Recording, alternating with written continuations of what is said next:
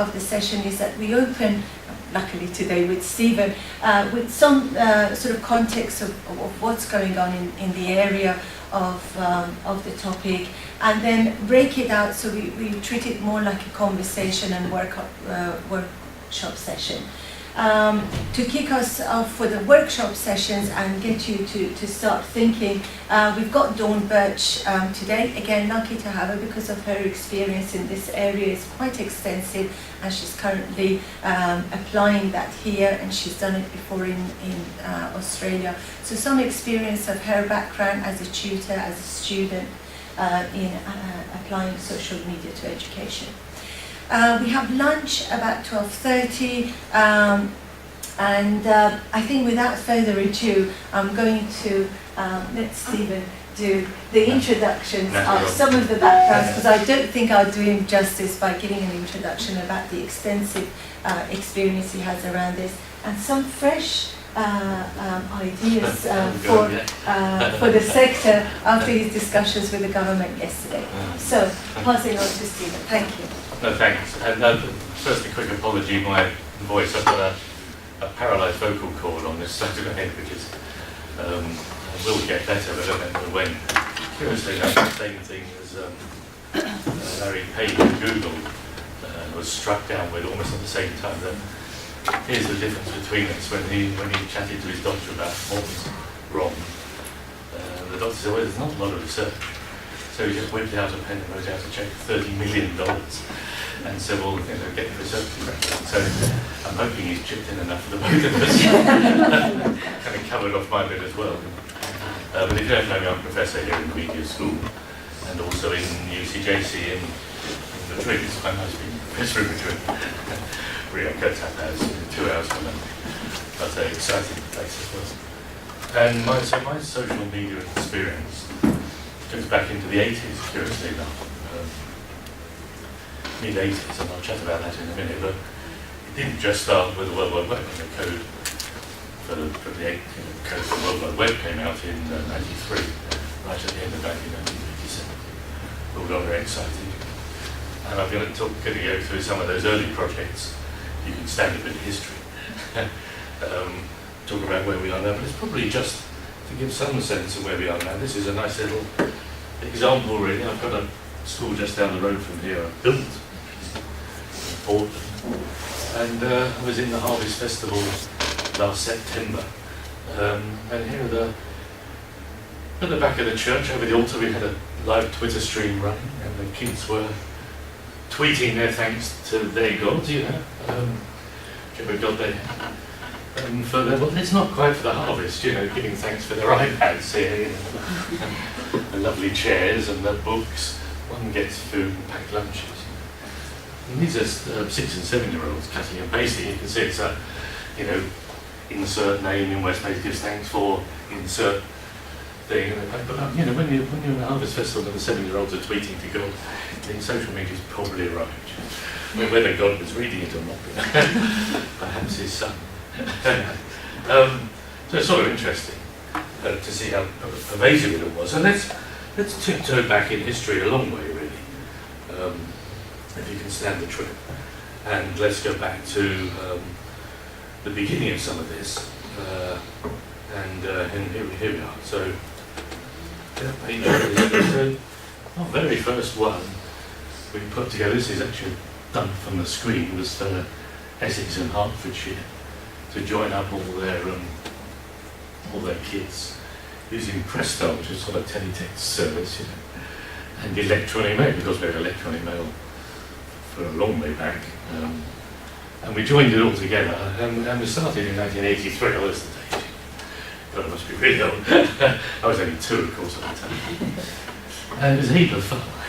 And we had a space for the teachers, and a space for the children. They had backwards pages. I'm very excited to be able to write things backwards, and it was very cute.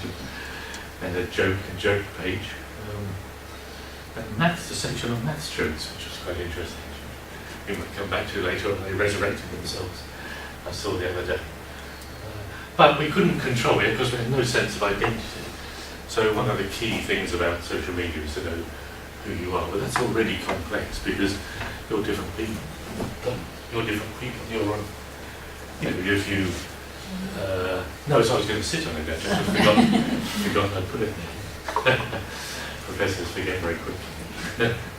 If you're in the supermarket at the weekend and you bump into people you work with, it's different than the people that are in your family, or lovers, mothers, brothers. You get different, and you're a different person really for all times. And there's a big issue with social media is who you are. You might just park that to one side and look at the signification of who you are. It's quite bland really when it's only textual. Of course, when you can start putting in photographs and timelines and little Vine videos and all those others, it all starts to come to life a bit. But it's clearly it's a subset of the superset of your signification of who you are. Well, here we didn't know who anybody was, and the kids all wanted to get in the staff rooms. They thought Johnny Naughty, let's go and see what the staff are talking about. Staff rooms full of staff talking online. We couldn't actually stop the kids going in, so they just pressed key 2, the door opened. So we renamed the staff room as curriculum matters. We thought it was really boring, the kids wouldn't go in, and actually nobody went in. The staff stopped going in as well. So the whole sort of me, we, see, we're going to come back to that me, we, see diagram, me is my bit, we, our bit, see what we show the world, but probably that's at the heart of understanding where we are with social media, sort of Venn diagram. And it was all good fun. It went on to become the Campus 2000 of Times Network schools. It pioneered quite a lot of stuff, actually it's quite exciting. And then after that, perhaps more excitingly, we built, I think it was the first big database-driven online community in schools. This, of course, we jumped to the other side of the World Wide Web. We code out HTMLs, that was all exciting, and colours and flashing lines on a page, and goodness knows what else. You could code it all. You'd literally just sit and type it, and it will happen. Whereas with Presto, God, it's a lot of faff, Do it, send it to BT or whatever they were called then. And this was a very exciting project. We had kids working with university-level staff, swapping stuff around, signs and languages. Crucially, they were annotating, and I think that sense of layers in social media is really important in terms of learning. It's not just that here's the stuff. But the original thought about social media was that, we've got a lot of criticism from the Department of Education about this, because they said the URL, at the top of your browser. Remember, of course, in 1995 there were no browsers. You had a thing called Mosaic, which was that beta didn't work very well, and so you had to. It was quite hard to even see what was on the pages. We had to write our own browser to see our own pages at that point. But the URL was a universal resource locator, and probably that's at the heart of more misunderstanding about higher ed communities than anything, because that led people to think that content was king. That I would go to your PDF of your sort of lecture notes, and you go to yours, and we'd all sort of swap results, because that was how it started. People in research centres just wanted to swap research, really wanted to share. And so when we came along and built a database that had components, and you'd go to a page that was pictures, some text, some people, it would all be assembled in, and you had this sort of huge URL as long as your arm, and had all sorts of squiggles and equal signs and things in it. And our government were very critical. They said children will misunderstand how the World Wide Web will work because they won't be able to see where the resources are. They just thought of the thing as a library. But we were saying, well, actually, kids loved authoring, they loved collaborating, they loved searching each other's stuff, they loved having agents to represent themselves. And you could feel the excitement of it even then. And interestingly enough, the companies that funded it, because the government supported it through the DTI, the companies that funded it were IBM, Apple, Intel. Where are they now? Oh, okay, they did pretty good out of it, really, and grew and rapidly understood. And so after that, this project made it into the Guinness Book of Records. This was the biggest internet learning project in the world at the time, 17,500 schools in it, which like seems tiny now. You know, you could put up a picture of a puppy and get 30 million hits for it, so just because you've got a cute kid. But then it was pretty exciting. We did this in conjunction with Tesco as a way of getting children ready for the new millennium. You know, this was at a time when people couldn't even spell flipping millennium, so surely we're going past the shop, the Millennium stores, and they'd spelt it wrong. But it was exciting. We put a computer lab into every superstore in the country, and kids went in and used them, and we set tasks which the kids shared online. So it's the first time I think we probably had social media with the tasks, like you'd all be in different schools around, and the age profile, you can't see the detail on this, but that's 4 there, and that's 18 there.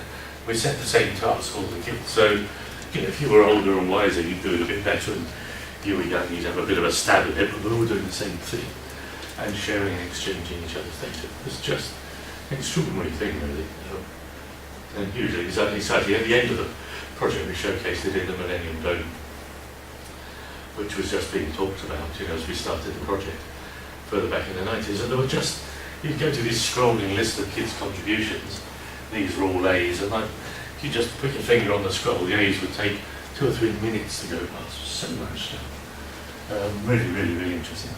Suddenly we realised that the people in social media activities were generating things that were beyond where the professionals were. A classic example really was that one of the tasks we said to the kids, go find the most famous person where you live and ask them about their school days, which is quite a nice thing. And kids are really good at getting to famous people because they're kids, And we had them in to visit Liz Hurley and Kevin Keegan, who was famous at the time, and all government ministers, everybody. And they just, gosh, Liz Hurley. She said, welcome, come on in, I've saved all the biscuits for us. Lucky you bought the big bag. It's hard to get here, but I got it. Yes, it's mayhem out there, isn't it? Were you coming on the train? Or? I came from London. Oh, that's so ridiculous. That is heroic. That is properly heroic. Tube strike, he's on the line here. Thank you so much. I'm sorry to interrupt. No, it's not interrupted. I wasn't really going anywhere. They said Liz Hurley was, she spent most of her secondary school days in a game of kiss chase, as far as I could see. She fell off the bar when she was 15 and broke her arm drunk. This is amazing stuff. The press would have been all over. They would have just front page of the Daily Mail. But the journalists didn't cover it because it was kids that done the work. And the guys' kids had come from there. And at that point, they had no sense of the symmetry of this inversion and democratisation of news and changes. They had no sense of it at all. So the kids went to talk to David Blunkett, who was just become Minister of Education. That must have been 97. And they said to him, Minister, did you have a nickname when you were at school, which is one of the standard questions? And he was in a room like this, and of course he's the minister, so lots of journalists there, Tesco PR people. He said, well, I have, but I'm not going to tell you in front of these people. He took her to one side. She's doing a web page, for goodness sake. His secret, to 30 million people later. He was called Plug at school, by the way, which if you've ever seen the Beano comic, and the Bash Street Kids, there's a kid called Plug who looks a lot like David. Don't never tell him that. He may never know. So we started to see the sense of all this really, really early on, of the way it was going and where it could go. And then it started to get quite exciting. We built this project, which started in 93, ran right through to 2000. So that had sort of started ahead of one and followed that. This project pretty much was Labour's policy in 97, by the way, going into the election. But this was learning in the new millennium. You see the millennium word again. Spelling. This was sponsored by Nortel, who the guys who invented fibre optic cable. So, they've got, bandwidth the size of an elephant's thigh, what will we do with it all, And what we did was we took a bunch of kids who were primary and secondary, and we paired them up with research scientists in Nortel's labs. Their average age was 28. everyone had a PhD, so the average qualification was PhD, but they all had one. And we sort of stepped back to see what would happen over, it was going to be a 10-year project, Norton went bust in 2000, not my fault, just to clarify. And it was really, really, really interesting. And I might play a little video clip from those days. I might dig out later on if it's of interest and we'll look at some of the reflections. But the key reflections were you couldn't tell the difference between the kids and the scientists. We did it used to be Tomorrow's World, used to be a TV programme, and we did a Tomorrow's World programme about it. And we challenged the viewers. We said, look, here are the emails. Tell us which are the kids, which are the teachers, and which are the scientists. They couldn't tell. They thought the bad spelling would be the kids, but the bad spelling was the scientists. Only because the kids were more cautious before, they checked before they posted and such. Dash stuff out. The kids ended up leading communities about history. The scientists said, oh, God, I loved history at school, but I was never allowed to do anything because I was a scientist. So the kids ended up teaching history to the scientists because the scientists were teaching a lot of physics, thermonuclear physics and all sorts of things. And they ended up, by the way, so I must get a glass of water. They ended up rewriting the A-level physics paper because when they started helping the kids with it, they said, oh look, crikey, this A-level syllabus is so far out of date. And the example said, well, we know, but we can't get up-to-date material. So people said, well, we'll write it. We can't teach the kids rubbish. So they actually rewrote the A-level paper as a project with the kids, and then that went on to become the national standard, which was really interesting, And again, you got that sense that community of people working together of whatever level would go farther and faster, as is now flipping obvious, but at the time it all seemed fairly spread. We had to intervene.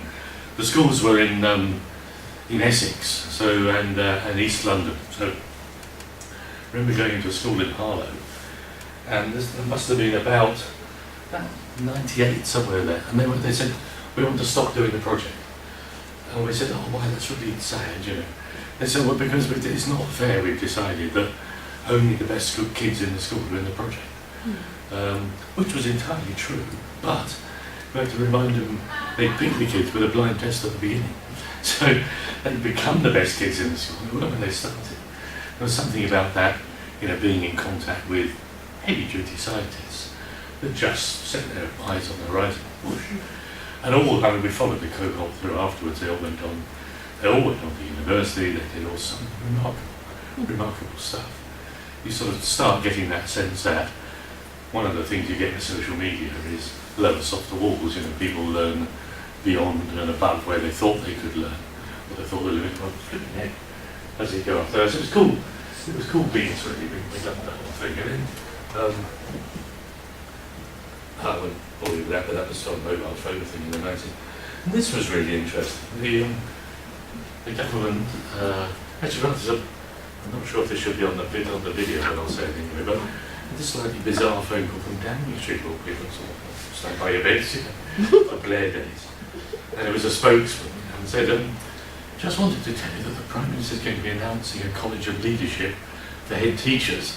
I said, well done, what are you supposed to say at that point, And then they said, it's not going to be built for a while, and we wondered if this wonderful Downing Street friend, we wondered if you might do something virtual in the meantime.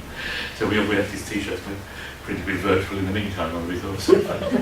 But what we did was put 21,000 teachers online and transformed. Changed everything, because about a quarter of them really got it, really understood, and went off and started thinking, what could we do with our schools? And about a quarter didn't get it at all, and about half were equivocal, But a quarter of 21,000 was an army of head teachers, and it was utterly fair. We first of all, we couldn't get the ministers to go in because they were terrified that the head teachers would all just give them a hard time. And then we couldn't keep them out, because they were saying, I just want to test this policy idea. So that sense, I think, of a community of purpose rather than a community of practice became quite powerful. we learnt a lot from talking heads. It's crucial to an understanding of social media. We learned how important time was. You don't just, any social media experience, you don't just say, oh, let's just waft along. It turned out you needed punctuation, you needed start moments and finish moments. Time turns out to be really important in all this, particularly now moments. You know, even in a place where you're saying, okay, if we were having this conversation over a fortnight, and you're right, you get the R words, you reflect and you retract and you regret and you research and you reiterate and you represent and represent, you know, all the R words, they're really important words. And you get a parroted esteem of contribution, because in a face-to-face thing, in fact, let me just show you. I'll just go to, never mind all that for a minute, let's go to,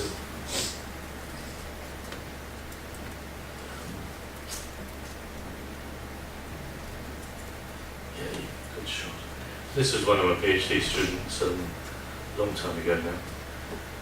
But Stan went off and did, 1994, Stan went off and did sociograms of face-to-face communities and contrasted them with online. These are some of the, to do a sociogram, you just note who speaks and when, and then you code that into, so this was a company, small manufacturing company run by two brothers, who, I think you can see who the two brothers were. And they said, by the way, what was the phrase? They said, we're running the meetings, we want to hear from our colleagues, wasn't it? Yeah, right.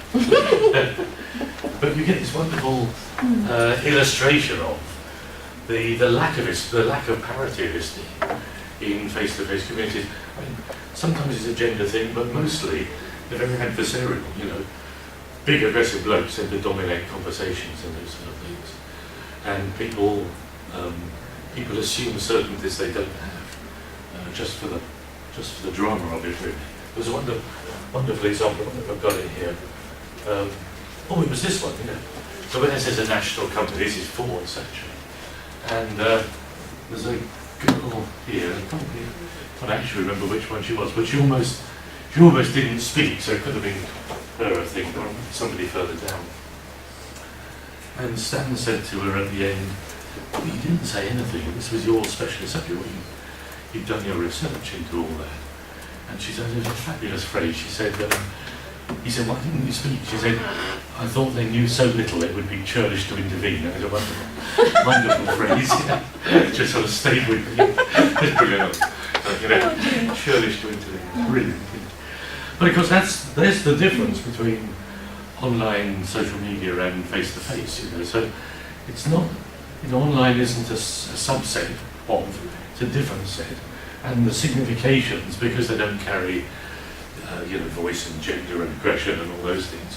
Oh, sure, you can type in capitals, which is a bit offensive, you know. It's not quite the same sort of thing. So you do get very different things, and you do get that paritative esteem of contribution. It'll go back to the new millennium thing, and the kids, you couldn't tell who the kids are. They had a community on badges of all things. And somebody had said something ridiculous about badges, I think about somebody had their chickens eaten and wondered whether a badger had attacked them. A little 9-year-old died, that's all I know about badgers, they wouldn't ever attack a chicken. She became the whole group expert on badgers and spent all her time researching badgers so she could retain her expertise, you know. But you wouldn't have known she was 9 looking at no clue at all, she could have been 29. Found stuff. So anyways, put the stand away. Look, that one's lovely, that's a school staff room like Agincourt, they sat on either side of the room. Threw arrows at each other. It's a lovely way of looking at anyway, it's enough of this. Or I'll stand away. Stan is now deceased, but it was a good PhD. So as talking heads, and we learned a lot from that, I think. I wouldn't dwell on this, but this was interesting. We set out in '97, and so I was given 1,000 expelled children, children that schools had rejected.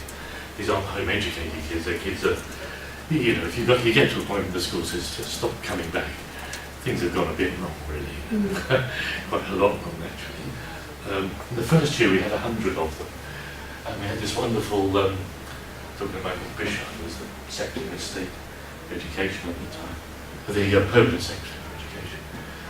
And I said, how will we know it's worked, Michael? Because he funded it. And he said, if you get 2 of the 100 back on track, that will have covered the costs, because having a kids disengaged and then they're going to go off to sort of health prison, and that's going to be a running bill for the rest of their lives. So it was his view. So at the end of the first year, we had 98% were back, and we'd lost 2. One who'd gone into prison for something he did before and the other one was a girl who went off to live with her boyfriend in France. And we, in all honesty, said, you go, girl, he's loaded, you know. You won't get better off here. So off she went. And we only lost those 2, which was fact, you know. So I said, do you remember that 98%? So sorry, no, I got it the wrong way around. We've only lost 2 in 98, which was fact, you know. And it ran for the same cost of school. You know, we didn't have any extra money at all. But again, it was an extraordinary community, not the least of which, because of the way they supported each other, that mutuality. Again, you know, if you build a hierarchy of learning provision, you end up with a thing that looks like that. You build social media, you end up with a thing that looks like that, with, you know, crowd contribution and, you know, favoured peer validation, rather than the other way. Really, really powerful. And the charity, I set a charity up, still runs now, which was fact, you know, quite extraordinary. So just to sort of scamper on a bit, I'm not going to dwell on that, I don't even going to dwell on it. I think that's probably enough of those. I mean, we could tiptoe on through history, but I wanted to go to one other little early moment of history, which was here, which is, this was a very early thing, where I took a community of thoracic surgeons. Particularly interesting, given that I've got a voice problem at the moment.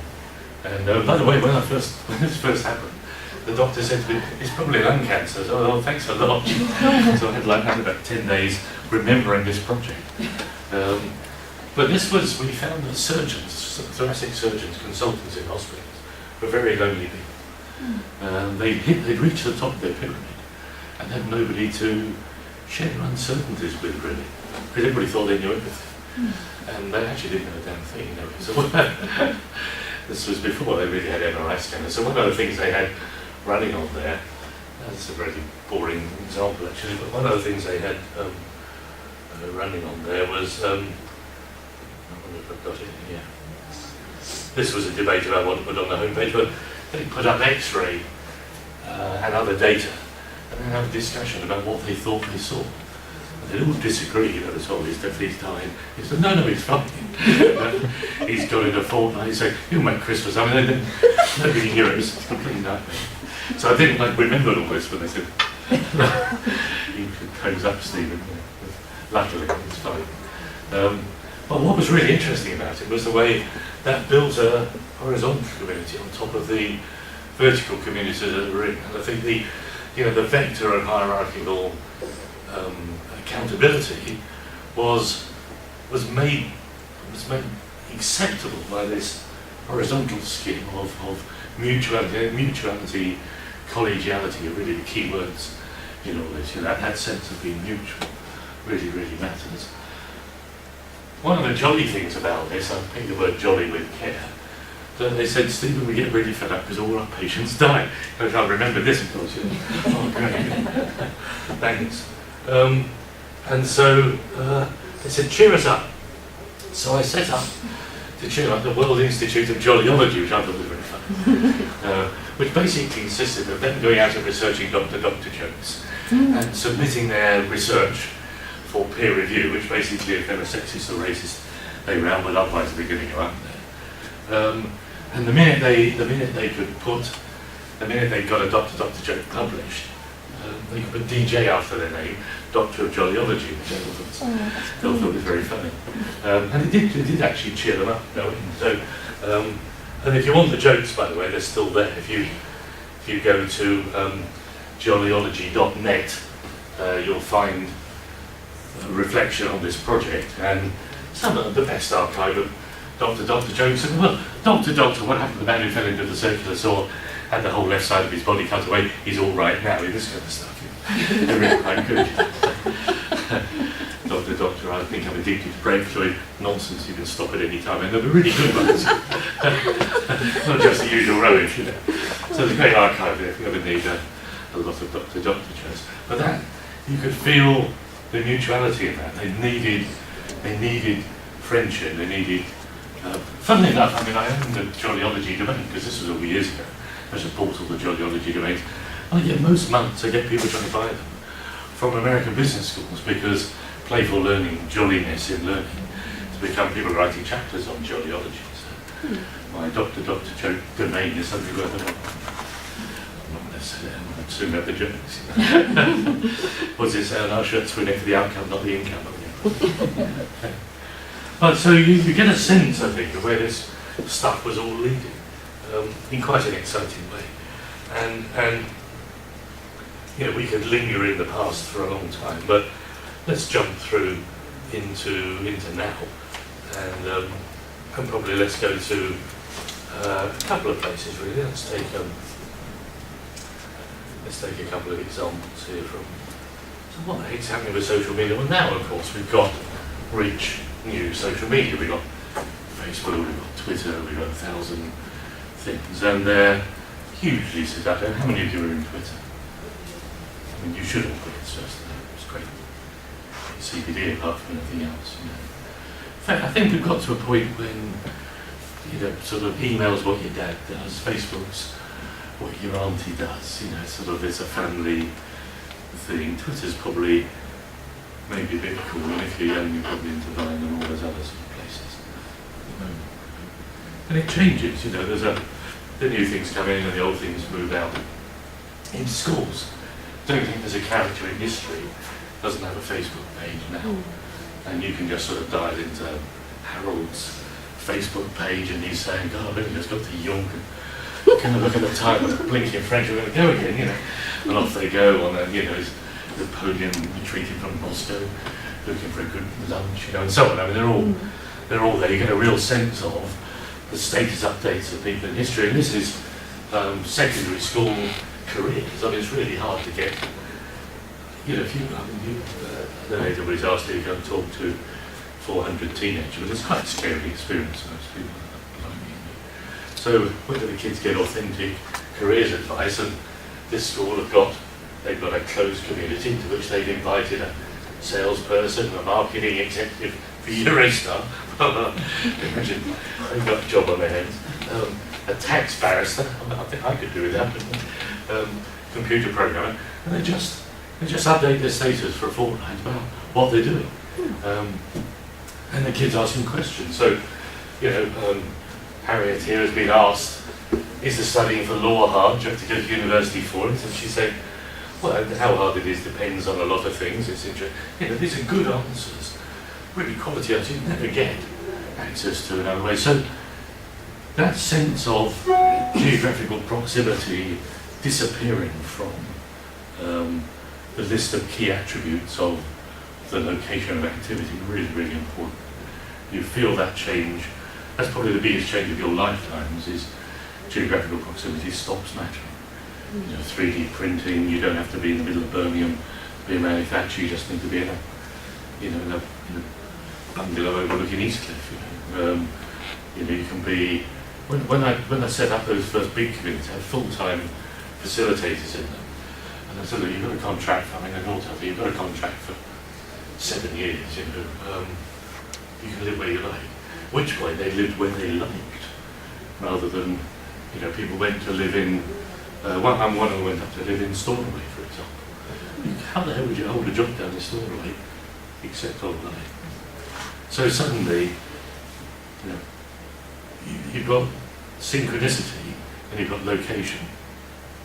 Synchronicity still matters, the time base, slipping time, doing things now moments. But the geography really, and I think in the early days people would preach the mantra of you needed to all meet face to face because it was nice, and then we'd go online. That wasn't what we found. What we found was people, as you found, I think, they get to know each other quite well online. And when they do meet, I mean, the head teachers, they'd always come together for a conference and they'd make a beeline because they'd arrange, oh, you don't look like you type, you know, people would meet. And they'd already got an agenda and you knew what they were going to talk about. They didn't have to faff around in the bar, you know. I think we knew then that online dating was going to be a whackle, because you did that sort of negotiating first, and then you met people and you knew much more where you were. So, yeah, the synchronicity could be time-based, could be temporal, but it didn't have to be geographically located. I think that's really, really important. I mean, cue a long debate about universities, campuses, capital, do we need to build buildings, you know, well, we could have that debate perhaps in a minute, but so that's, in a way, that's the sort of, it's the journey through all this. So I might say one of the nice things about all this has been able to do, being able to do things like this. So this was for the Nominet Trust outlet. And Nominet was suddenly worried that people were locking and blocking and nailing things down and saying, no, you can't. You know, there are schools out there where the kids aren't allowed to use YouTube. How stupid is that? So much fabulous resource. And so we went off and crowdsourced the schools that were unlocking and not blocking, and said, look, you know, if you want to have phones out in the classroom and they're useful, everybody's got the same rule: phone on the desk, screen up when you come in, and if you bring it, be prepared to share. There's 2 lines, you know. So I don't know if you know, as you know, if you go to Tallinn these days in Estonia, 4-year-old kids, every 4-year-old kid would have a smartphone in their preschool thing, and I'm certainly advocating giving your kids phones before they start school. It's hugely important. Stuff on my website about all that if your mums and dads, you know. But we never have had that certainty from people trying to explore it themselves, and you wouldn't have had legislation. I can't imagine ministers saying children should be in Facebook. It's just too scary for them. But there's something about the weight of mass of a lot of people in a community of practice, and indeed a community of purpose, saying, well, I'm doing it, let's swap a few ideas, and hey, over here we're all doing it, well, you know, and that viral policy changing, really, really, really important. And I think it subverts the old model of policy, which was a staircase model of let's pilot, let's iterate, let's reflect, let's legislate, let's review, which is a 10-year pathway, to, blimey, have you seen what they're doing over there? You know, if you hear people's feedback from, you know, I was at a meeting yesterday, and you know, ministers wheeled out some bloke from MIT to talk excitingly about what he was doing with online learning. Everybody was saying, yeah. The minister didn't know, but everybody in the room did know. So that sense that the community, the wisdom of crowds, is not such a daft phrase. Turns out, of course, crowds can still be daft as brushes too. You know, 270 million people looking at Charlie bit my fingers. It's bizarre. So look, that's I could talk about this for about a year. So you haven't said anything. So let's pause and you ask me questions, and let's go places that are relevant to you, including what shape the degrees look like in this new world, you know, which we should come into. Ask me some stuff. Give me a chance to sit. Anything really. Questions on sailing. Yeah. You just mentioned what degrees will look like in the future. Tell us about that, maybe. This is the way past you to say. Yeah, I can actually. I mean, it's kind of, this is interesting stuff, and a bit controversial. I mean, first of all, back in around 2000, they set up a degree called the Ultraversity degree. I used to run a research lab called Ultra. Learning technology researchers and Ultra. It wasn't the right-wing Spanish political movement. And the degree was quite interesting because we thought, in an online world, everybody could surely have a bespoke experience. There wasn't any need to say, we've got to have this number of people doing an identical degree, because then you can come together and we can deliver it. Everybody's learning in their own context and their own workplace. Why wouldn't they just learn what? And the common elements in it were really the research and the technology. So the degree, the undergraduate degree, was learning common technology, common research, what I did. you know, if you see what I mean. So they all had the same route, and then a different description. We graduated about 400 people in the first year, and about that ever since. I mean, degrees are still running in 2 or 3 universities. The master's degree here is built on, our master's in Cambridge is built on that same model. And we plugged in retired experts, so it turned out that people who cared about their subject, you know, people retire from Bournemouth, where you say, oh, we're sorry to leave, you know, so, but, you know, clock, and you always say, and you say, you give your little speech and say, I'll be back, you know. You never are, because when you come back, you've got no desk, and you're twiddling your thumbs, and people say, why is billing, you know, is he ill, you know, and so on, you know. So, but online, it turned out they loved to carry on, and they liked to be experts, and it fitted in with their, you know, they might be cruising around the world on their generous pensions or whatever, but they could still do a little bit of contribution. So they would do. We pulled in experts from, because we learned from the kids with the scientists, you know, that people love to talk about their stuff. Pulled in a few celebrities to give it a bit of glamour. Not many. I mean, when we had the head teachers thing, we put Edward de Bono in, and he spent a fortnight in talking to them. Now, I don't know if you know what Edward de Bono charges for a talk. Flipping lots of money. But we paid him a case of Guinness for the fortnight, because he thought he was going to learn too. It's the key thing. You know, the hierarchy is flat. Everybody's a learner, everybody's a teacher. And he valued that. We had a lot of, well, you can run it, it's not PowerPoint, so I don't need to read it to you. But you get the gist of all that, and that worked pretty well. And then here, we've, oh, and by the way, what have I got? Yes, I have, look. This was, now this was quite lovely. So this is quite unusual. This was Kate Luck, who was one of the, so she's quite interesting. She's one of the kids who'd been on the Not School project. So she completely non-standard, expelled from school for quite bad things. We never used to talk to them much about why have you been expelled. That was no reminder of that. That was yesterday, this is today. But it was quite a little unfortunate. And this was her, so she's looked up, I've been on the Not School project. She's in school phobia, doesn't quite come understand it, but anyway, let's, what I loved about this was when she started on the project, this was her blog. And I just love that sense that I'm about to come alive. Sense of, you know, so here's a kid who'd been excluded from school, had really bad times at school, being bullied, lashed back, now wouldn't come out of a bedroom for one, it was just horrendous. I'm going to come alive, you know, suddenly the world of learning is at her keyboard and at her feet, where she was hugely exciting.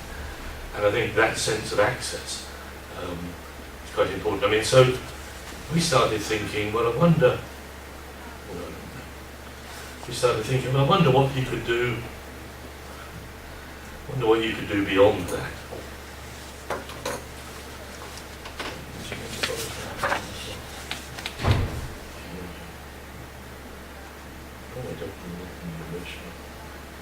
The old version. Sorry. Somewhere there's an old version. That's good. There we go. So that, if you like, was the original degree. What was interesting about it was that you didn't need to go to a place to do a degree. So your full-time work was your full-time study. And kind of radical to get that through Heppell, but 3 years full-time work was 3 years full-time study, and you studied your work. You know, of course, you had outputs, you had obligations, and you had entitlements as a student. And we had an extraordinary mix of people, you know, including mothers who studied being a mother. You know, it's a good flipping hard to be a mother, which is you get a PhD, I think, without trying very hard. We had, I remember there was somebody who was a receptionist at an FE college, and she transformed the whole college's, you know, outward-facing communication with the students. She remodeled the edge. She did so much, you know, not on a whim, but all based on theory research, reflection, it's fabulous. And so they all had different contexts, but they shared that learning technology research triangle. And the substantive project was make the work better, which was a nice third-year task. And you get sort of the gist of it. So, and then over here in Kent, this is roughly been our master's project, because the one's built on the other. So in this one, it's a cohort of people from within one company, and it's really making my work better, but with a cohort. So we're all working for, well, we run it here for Pearson, the BBC, the Guardian, Al Jazeera, some quite interesting companies. And the company sees a long-term gain from our research projects and fund the thing. So it's a master's degree within, but again, the same thing, your company is the, and I think we looked at that, so that's all about, that's about 8 years of work, really. But this last year, started really thinking about, if you can build an online community of learners, what are the things that would be very different, could be very different in terms of higher education? And one of the things that you come back to time and time and time again is how finite a degree is, or a doctorate is, or a master. Why would you want to stop? It's kind of interesting to think. I don't know another industry, apart from higher ed, that only has a party when their customers leave. It's a really bizarre thing. You sort of, I'll finish my degree, kick your mum and dad in, we'll have a cheese and wine party, we'll never see you again. We might write and ask for money, but that's about the last thing you're going to hear from them. It's just bizarre. You try and imagine if Fords did that, I'd like another Fiesta, please. I'm sorry, mate. You can have them on day or nothing, and you can have a bigger one, or don't come back. And it just doesn't make any sense at all. So you start thinking, what would happen if you had a degree but never finished? And of course, if you dive into some of the social media forums, you'll find people who are debating at a pretty high level. I used to run a funny German, quirky German car, and whenever it broke, I'd dive into the forums, but full of really detailed engineering advice and high-level stuff. It was really, very technical and quite clearly running at undergraduate level or above. And yet there was people didn't need accreditation. They were just pleased to be in the game. So we thought, wouldn't it be interesting if you designed a degree that looked like that, where, again, I'm learning in a workplace, but I've got a lot of other people around the world. It's a big cohort, and where I've got some obligations of being in. One of the things is, if I'm going to be a member of this club, I'm going to need to run a couple of seminars like this, or they could be online, they could be, any definition of seminar. But you'd have to judge as a cohort whether you thought we've been having a master's level conversation or undergraduate level.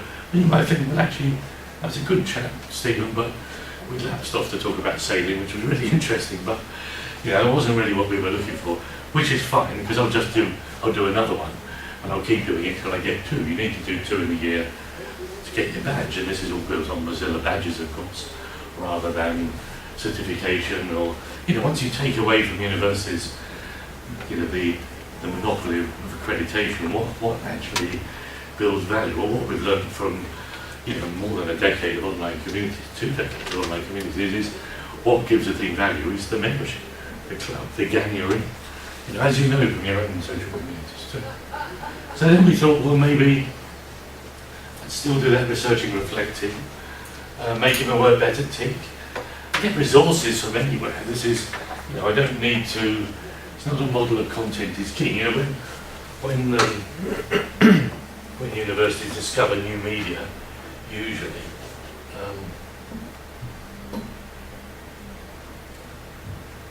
when they discover, I wonder if I've got this somewhere.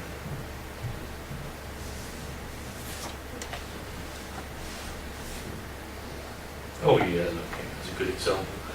When they discover new technology, they usually do incredibly dumb things. This was Second Life, and Second Life was a great, place. You got to be an avatar and you walked around looking green and handsome or whatever, it's all good. This is University of Delaware. I only downloaded this about a month ago. So their vision for the future is build an island in Second Life, fill it full of PDFs, and people will sit on benches and read them. I mean, it's just so spectacularly blinkered. You know, I don't think we take university with all the things that are wrong with it and then replicate it online. And we say, hang on, we can do it very differently. What would we do that's different? PDF, of course, stands for pretty dull format. So that would be the last thing you ever want to give to anybody to seduce them into learning of any sort. So that's where we are with that model, and it's quite exciting. I think it's probably I don't want to learn any more about that. It's pretty exciting. I think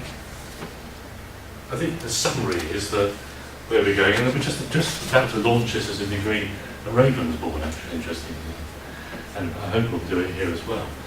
That's it in a summary. You get the credit for being in it, not for finishing it. It's like being in the biggest state example, the Australian cricket team, slightly better than. No, let's take the English cricket team. So, you can say I'm in the England cricket team until Peterson, they say, okay, you're not in it anymore, and he can't anymore say he's in it. He's got, I used to be in it, but I'm not now. I used to be on the degree, but I'm not now. And we're hoping to put something like MR after the name. I'm a Master's Level Researcher, or BR, Bachelor's Researcher, or I'm not sure we can have DR because that looks too close to Doctor. So we'll have to think about that. We started with a Master's Level, but anyway, those now moments, I'll run a little video and say, really, really important. Those little, you think about how important now has become in your lives. Your media, television is full of the moment people get voted off the baking competition, or those little. And I think if you went back 10 years, people would have watched. You'd have watched. I don't know if you watched Formula One or whatever, but people would have tried to not hear the result and then watch it in the evening. Now, if you missed it, you missed it, mate. You needed to be there at the moment. And often people will say, you just needed to be there, mate. Look, here's a nice little illustration of. Sure, I've got this here somewhere. Yeah, here we go. Look, this is the speed of changeable. Here's David Beckham at the end of the closing ceremony for the Beijing Olympics. You know, the bus rolled into the stadium and he kind of miskicked the ball sideways into the crowd. Nobody noticed, he got away with it. Never mind all that. If you look at the crowd, they're all capturing the moment as a single still frame with a dedicated camera. And saying, oh, let me show you my pictures of the Olympics. I make you later sort of thing. If I go to, so here was me in the stadium when Bolt did 200 metres gold on trackside, which is fab, and camera crews are all there. But just never mind all that. Look at the audience. There's nobody there other than is recording video with the phones. So in 4 years, you've gone from I capture a still picture, we chat about it later, then here's the video, and you know that what I was doing is what everybody else was doing. Capture it, tweet it, show it to the mates, So what these guys are doing now, I haven't got a clue. They're walking around and their content is king. Really, no, you're really not. The media centre was the crowd, the whole thing, but inverted in a really nice way. And higher education, I think, can hang on to that in a powerful way. Let me play that little clip of video, if it'll run, because it's from a long time ago, and let's see if it'll work. Yeah.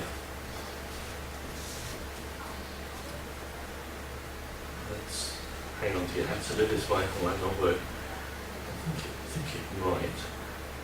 Which we're doing other support things and stuff, it's opened quite a few doors. So these are people on that original online degree.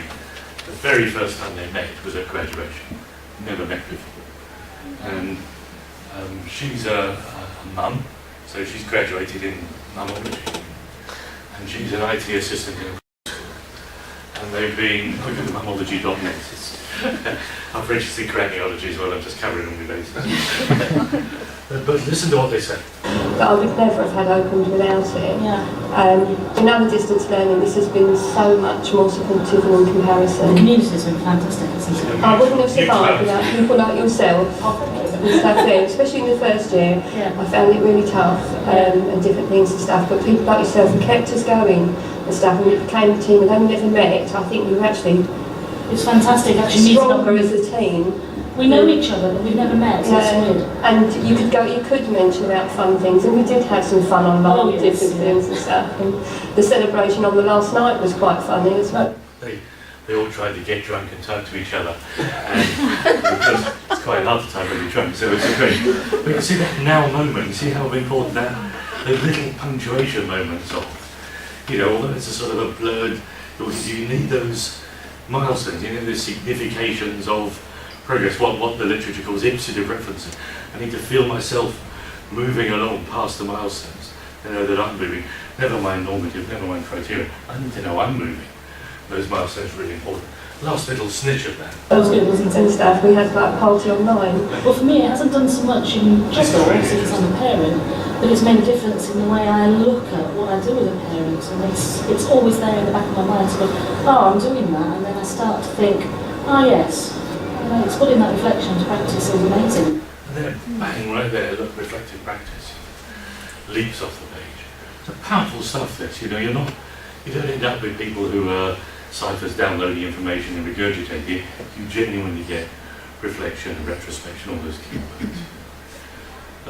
But that's a good sort of oversight, really. I don't know how we're doing for time, really. Should we just stop? We're not to do more questions. I've lost track of it. Well, it's just gone 5 past, so we're about there. Thank you very much. But tons of stuff. If you need more of any of that, really, you can find me. I've got a website here, it's got a lot of stuff on it, including some of those old projects all linked in. You can read them, research papers, all those as well. I'm on Twitter, which is a good place to follow me, really. And obviously, the Prof is here.